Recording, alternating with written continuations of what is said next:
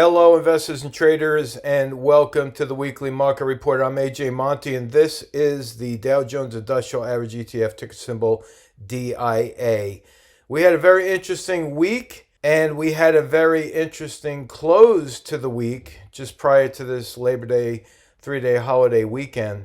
And if you've been following along with my market reports, and I encourage you to, especially I would say go back and listen to last week's report so you can get an understanding of how valuable technical analysis is, because each week I do leave my lines on the chart from the previous week's forecast so you can see how it worked out. And this is just proof of how well the charts work, especially short-term forecasting. Now, last Friday was right here, that little candle known as a spinning top. And I said that spinning tops usually are found at tops and bottoms because they're a sign of indecision, just like a doji. And I also talked about the drop in volume right here. You see that? So I said we have a small body candle, drop in volume, and that could very well mean that we're forming a top. But I did say that we could go up earlier in the week before pulling back by the end of the week. And that's exactly what happened. Right here, Monday, Tuesday, we had a bullish engulfing pattern. It went up a bit. Right there, Thursday, big red candle. And today, Friday, right there, as we record this on the 4th of September, there is the end of my line, which is the target at 280.89. And there it is, folks. This horizontal line right here was my forecast that the gap would fill.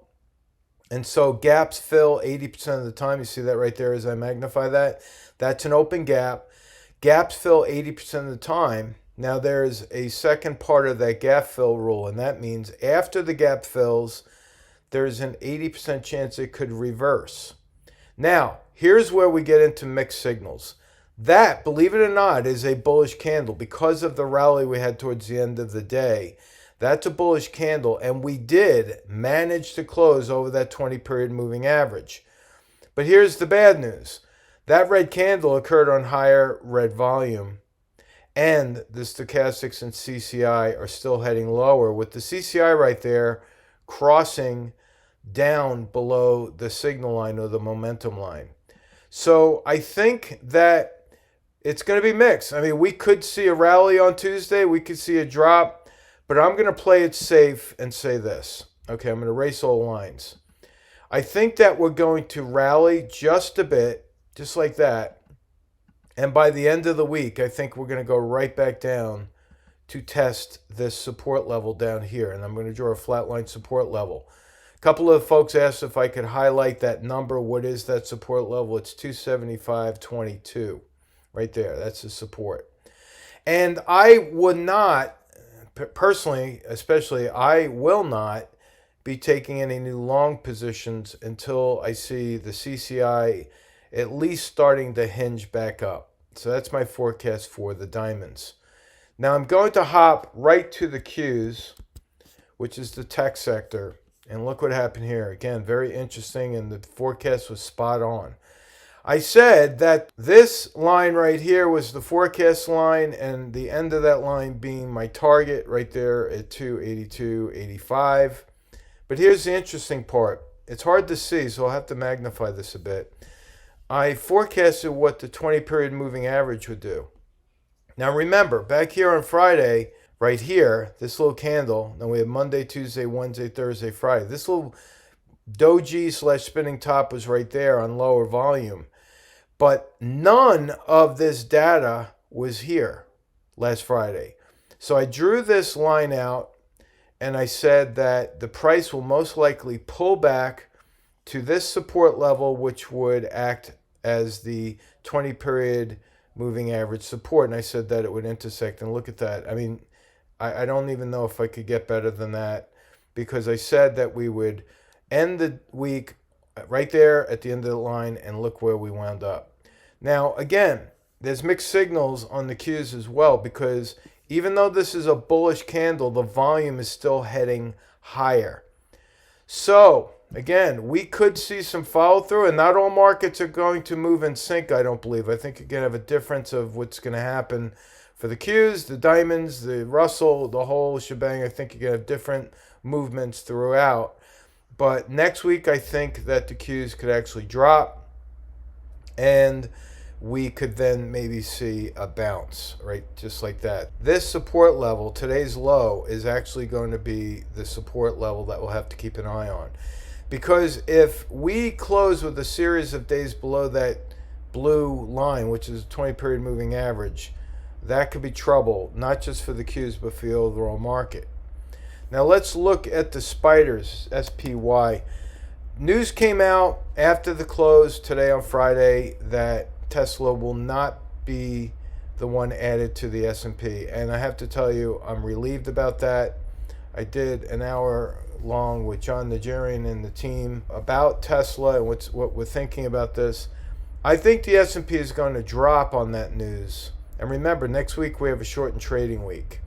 Again, we hit my target right there. The end of the week, I said we would go up early in the week, close down by the end of the week, the end of the line being my target right there. We hit that today. But I think that we're going to continue lower on the Qs and then possibly bounce.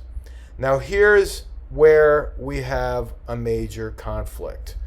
The VIX. Right now, the VIX is normally inversely related to the S&P, right? It's the fear index. The oscillators are already turning down. And so with that, I still believe the VIX could go a little bit higher before it goes lower. So I think the VIX is going to try to match this high or hit that resistance on the VIX, and then I think it's going to pull back just like that. Now, longer term, if this 20-period moving average on the VIX holds, all right, if it holds and this moving average starts to go up and the VIX starts to bounce off of that, that could be very bullish for the VIX and very bearish for the S&P. So what I'm saying here is the VIX is going to be a leading indicator for us eventually. And if you start to see support building up at that moving average as it's starting to head up, that could mean trouble for the S&P towards the end of the year. So keep that in mind, okay? Now, as we look at the Russell 2000, which is a more broad-based index, I'm using IWM. Again, we hit the targets. We hit the resistance right here on Wednesday. That was my target. I said the Russell 2000 would go up. I did not forecast it going down. I just said it's going to go up, hit my target, and that's exactly what it did on Wednesday. And look what happened. You see the oscillator starting to roll over. Now notice this. I'm going to erase all my lines before I draw a forecast on the IWM. Today, we filled this gap perfectly. So that's going to act as a support level. I think IWM and the Russell could go down a bit and then bounce, just like that. And that 20-period moving average is going to act as a resistance line right there. I could draw a flat line resistance, but I'm not going to. The end of the line right there being 156.46 is my target for next week on IWM. And look at that CCI. It's extremely oversold. As I back up, you'll see it's the most oversold it's been all year. And I think this will start to turn up later in the week, possibly by Wednesday, maybe even giving us a buy signal on Wednesday and Thursdays. So the end of next week could be a lot stronger for us overall, but we have a lot of resistance to be dealing with over here. And I think it's time for maybe changing your strategy to channel trading or option traders, start spreading if you're not already.